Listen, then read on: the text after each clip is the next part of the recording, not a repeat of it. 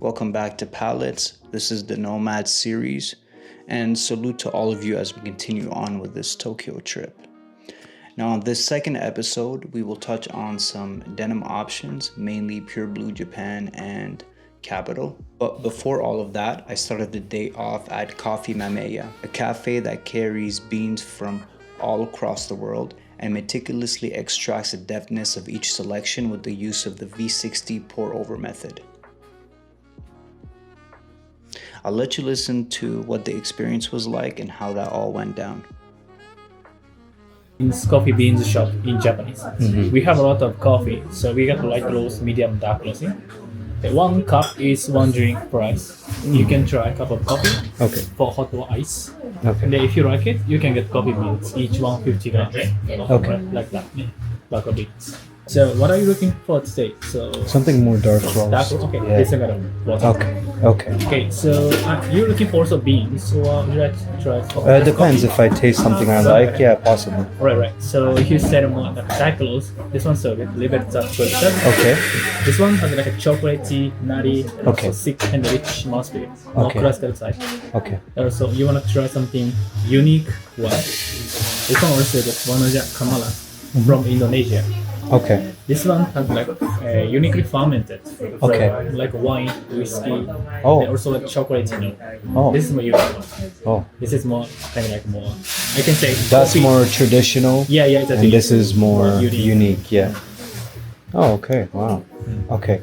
I'll try this one. Unique one. Yes. Absolutely. Okay. Yeah. Instead of hot one. Yeah. Okay. Can I try these? These two. Okay. Yeah. Yeah.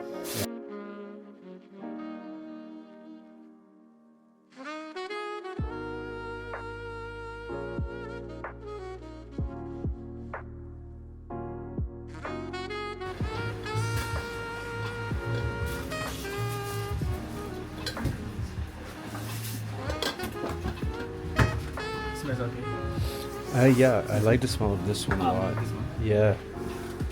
This one has what, like chocolate notes? Yeah. Is that what it is? Again? I'm sorry. Is it chocolate notes that I smell in this one? And also a little bit wine. And then Wine, also oh. whiskey. Oh. This is a unique one. The flavor comes from it's a fermentation process. Yes. This technique comes from like a wine making.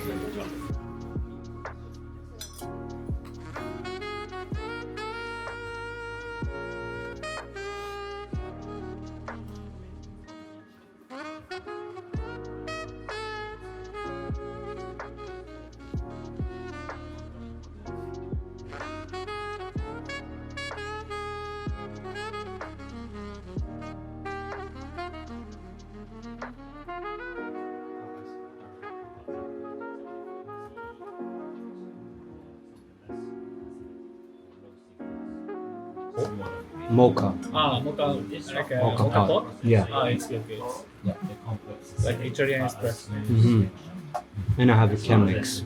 I don't use the Chemex as much. It's good. Yeah. This process is called what again? Yeah. What is this process called? Usually Japanese usually say hand drip or drip coffee. Handle drip. Yeah. And some people say pour over. Yeah. Do you feel like this is the best method for the taste? I think so. Yes. Yeah. But so depending on preference, no? Usually mostly do like this way, so pour over. Yeah. Pour.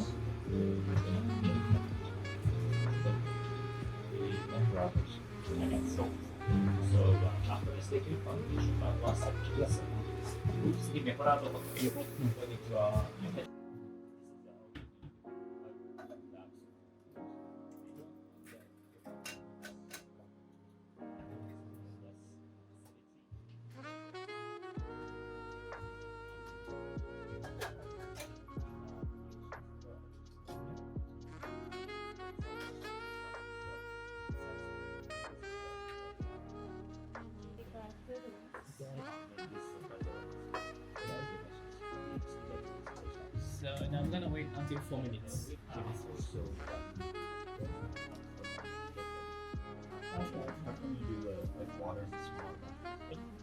That's right. Yeah.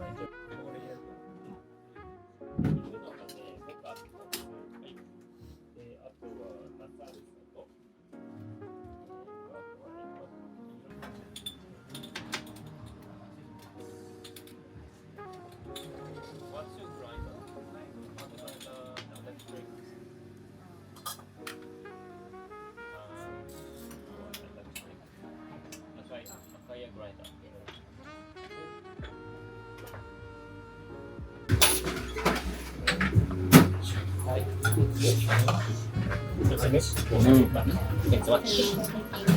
I like this one best. This one. Oh, unique one. Oh yeah, excellent. Yeah, I've never tasted anything like it. This is your in-house blend? Not house brand. And this is the common glance is name of roaster from Indonesia. Okay. So they're looking for us. Oh, okay, Yeah. okay. So yeah, we don't roasting here. This is Hawaii. We try the flavor. We are just like a barista. I ended up selecting the bean from Indonesia, and quite honestly, because of the fermentation process that's close to wine and bourbon, it had quite a unique taste, unlike any coffee that I had before.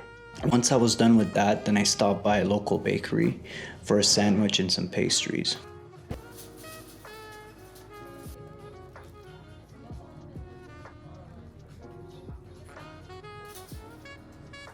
Then I headed to Human Made in Shibuya.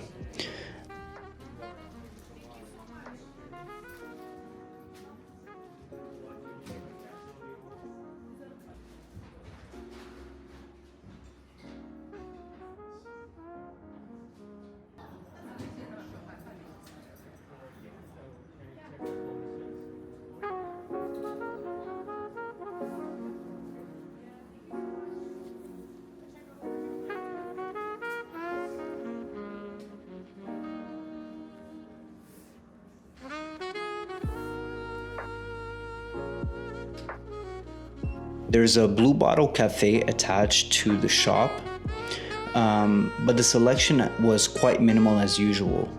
And sadly, there hasn't been once that I went to the shop and I actually like what they had. So I only copped a purple keychain because I really like the color Pantone on that one. So it has Human Made on one side and Dry Owls on the other side. The black t-shirts, they're just like regular black tees.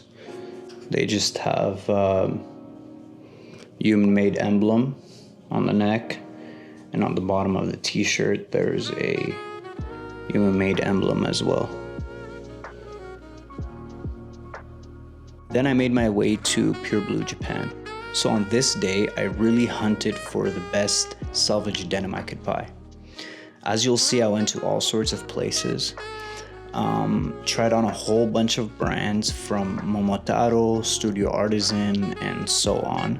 But in the end, I settled with a pair from Pure Blue Japan. So for context, Pure Blue Japan is owned by a company called Suyoya. I don't know how to pronounce that, so anyways. And Pure Blue Japan was established in 1997. All of their products are made wholly in Japan, particularly in the Okayama region. And as you'll see, most of the selvage and indigo denim comes from that place. But Pure Blue Japan on its own is known for their slubby textured fabric and traditional indigo dyeing methods. Known for its dedication to quality, the brand uses low tension shuttle looms to give their denim a unique rough texture that produces beautiful fades over time. So the more you wear the denim, the more they'll mold to your body and fade dependent on how you use them. The first step in their production is called yarn dyeing, which means the thread or yarn is dyed first prior to weaving. They apply the method called rope dyeing to create their fabrics. They carefully select the shape of the yarn and the quality of the cotton and use different shades of originally blended indigo. They use weaving machines and knitting machines personally customized to obtain that special slubby texture of their selvage denim. So I chose what's called the KS 15 ounce 19s. That one was more of a relaxed tapered fit. So it features a lengthier front size, a wider thigh, but an aggressive taper from the knee down. To me, that's quite classic, almost reminiscent of the 60s and whatnot. They use what's called the Kasuri Indigo Series denim. The fabric features yarns dyed from a whole bunch of hues of indigo, and with undyed yarns that help accentuate the natural streakiness that the denim exhibits. And when you see them, they flawlessly executed the texture of the denim through careful selection of the thickness and calibration of the old school shuttle looms responsible for weaving this denim.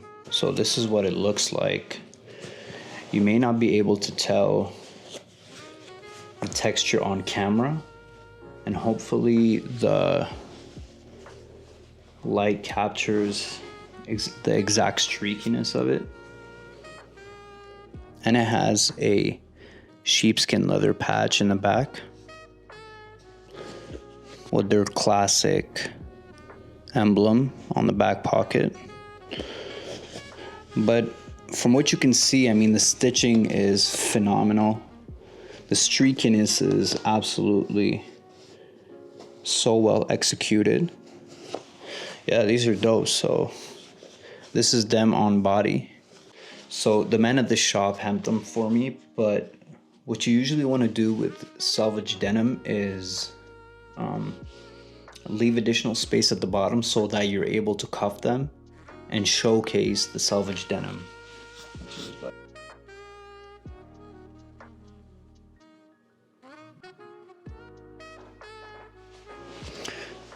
Yeah, I love this purchase. It's so classic.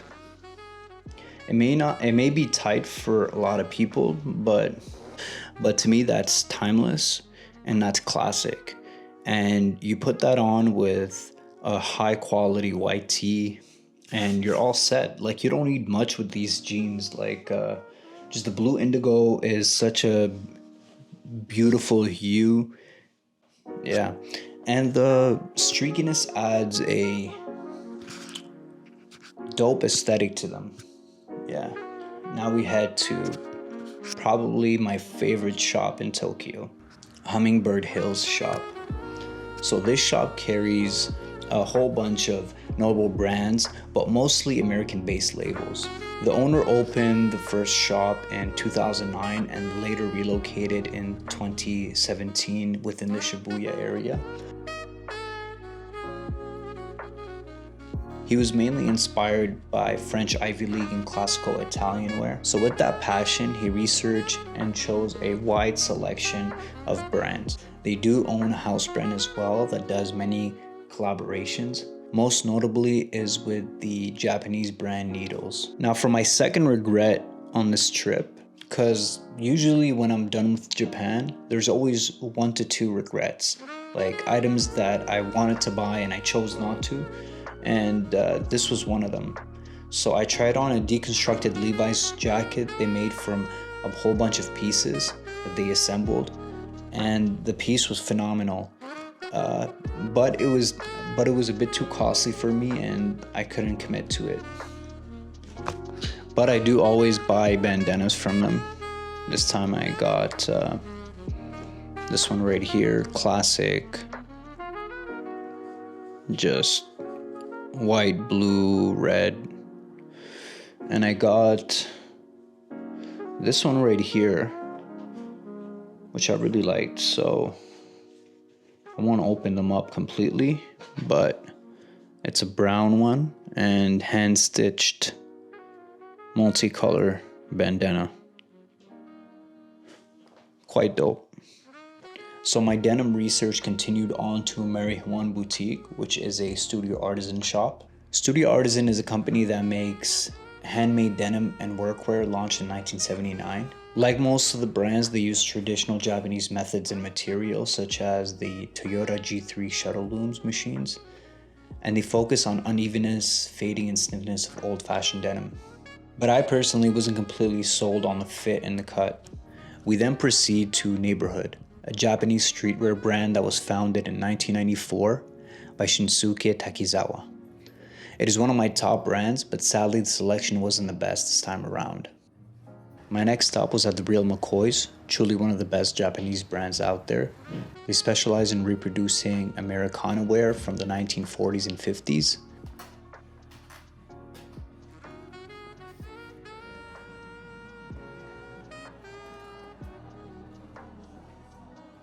I wanted the classic McCoy's hat, as you can see here.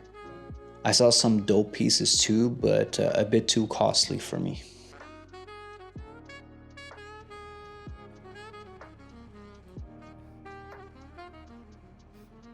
We continue our mission to Japan Blue, a brand that hails from a small town called Kojima, located in Okayama, Japan.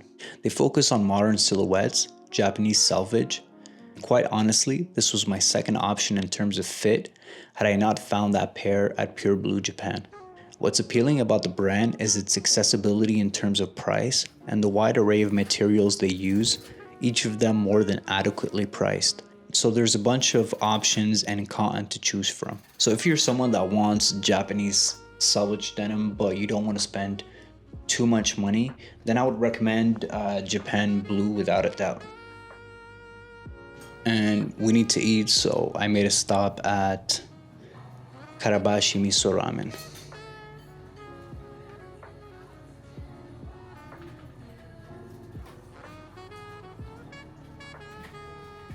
Now, if you're someone that's unsure of what denim brand you want, then there's an option for you. Our last stop was at Okayama Denim, an appointment-based place that houses a whole bunch of brands. The owner was more than accommodating. It was a small, cozy space. All the brands they store are from the textile town of Kojima and the prefecture of Okayama. I tried on some Momotaros there and wasn't completely sold on the fit, which actually helped me cement the Pure Blue Japan purchase.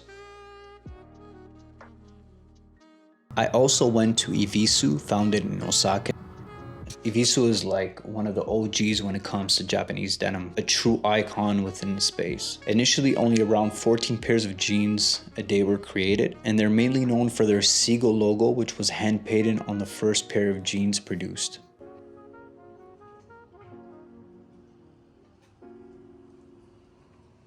Then comes my all-time favorite brand, Kapital. So Kapital is a brand that has truly, I would say, broken the mold. They came on the scene producing some of the most esteemed denim within the space. If I could choose one word to describe them, it would be like experimental. Founded by Toshikyo Hirata and designed by his son Kiro since 2002, Kapital is an Okayama, Japan-based label with a deep history of working with traditional denim and craftsmanship. So when you think of the brand, a couple mainstay themes come to mind, mainly what they call boro and century denim. So boro means a denim that has been patched and repaired. The word comes from the Japanese word boro, which means something tatered or repaired. It is often stitched together using a straight stitch or with decorative stitching techniques like sashiko. Sashiko translates to little stabs in Japanese. It refers to small running stitches used in traditional Japanese embroidery techniques to help reinforce and decorate fabric. It is primarily used to mend worn clothing or reinforce areas of stress on garments, often with a distinctive white thread on indigo dyed fabric. What was once a method to extend the life of a clothing piece in times of poverty has now become a whole aesthetic. This, in essence, is century denim, that traditional Japanese needlework technique used to create these pieces. Denim is usually dyed with kakishibu, permison juice, Japanese ink, indigo, and other natural dyes. One of the pieces that I wanted was the burrow jacket, but sadly they were out of stock. Same as with all their bandanas, which is extremely uncommon when it comes to Kapital. So I ended up with the Kapital Century Denim Monkey Cisco number 3, which is this one right here. So it utilizes a light blue Japanese indigo dye, which is quite unique, and it's more of a light blue tone compared to the darker hues of the number 5 and the number 7. So the sashiko fabric is woven through the garment, resulting in a light indigo base with darker indigo thread. Because of that, the stitching acts as a reinforcement technique that makes their century denim extremely durable and built to last you a lifetime. The actual weaving process of creating this denim is a secret held by Kapital. It all goes through one loom and one loom only. Their monkey fit is an update on the Cisco fit. The rise is higher, the seat and the thigh are fuller, and there's a slight taper below the knee. But what I love the most is the cinch back, this right here. So the cinch back detail with the riveted reinforcement is reminiscent of like the original Levi's 501s. Now, I was told the pair that I caught was like an older model and that has now been discontinued. I tried on both that one and the new updated one. So this one is a zipper instead of the classic Kapital buttons, usually. And now it's a more looser fit because they think people tend to sway away from the more tapered fit these days. They accommodate mostly those that are small built like me and most Japanese people, basically. But yeah, man, like you pair these with some tan boots, like some Red Wings, and it's like mad sex appeal. I just love the high rise on them. I love the cinch back. I love the sashiko stitching. I love the indigo tone. I like the light blueness. Classic Kapital patch here. Yeah, and once I was done my purchase, he actually labeled it with the date and some ink on the inside pocket, which is quite cool.